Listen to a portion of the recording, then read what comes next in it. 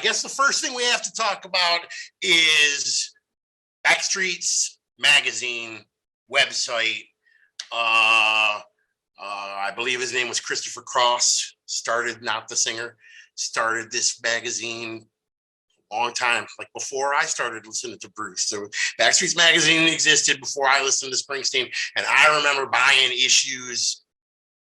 I lived in Michigan, and there were issues at a couple of different places where you could go buy them on the stand, and easier to get them subscribed. They came out 4 times a year, usually great photography.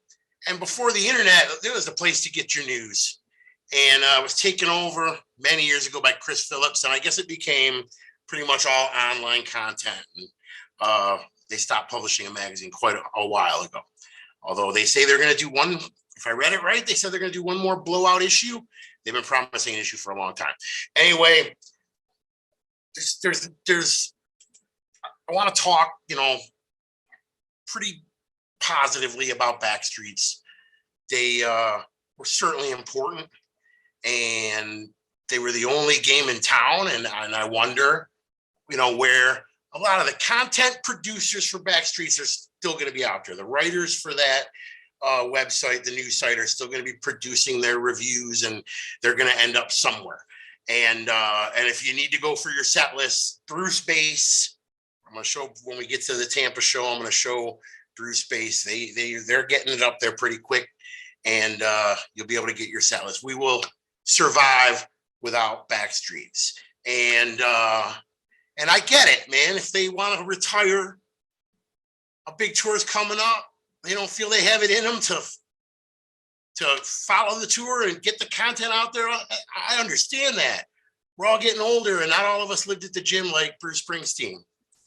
But they had to put out that manifesto where, once again, they bit the hand that fed them for all the... Chris Phillips would be nobody without Bruce Springsteen.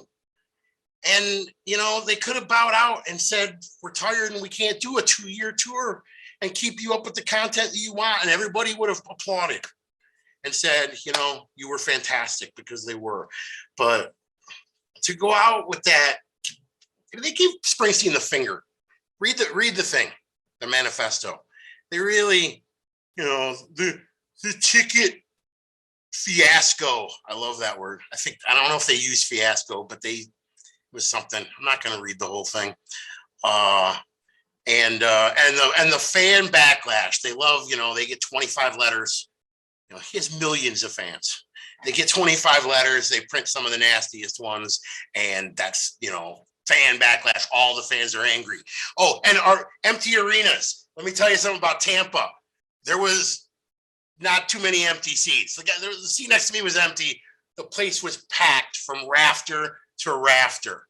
And I promise you, that's the way it's going to be. Maybe not in Tulsa, but it's going to be packed everywhere. We're all going, and there's life after Backstreets, and they should have really not. And on show day 2 of the 2023 tour, and people are in Atlanta, and they know now everybody's just talking about, Backstreets. And, I really wish they wouldn't have gone out that way. They shouldn't have done that. Bad taste in my mouth. This tour is fantastic.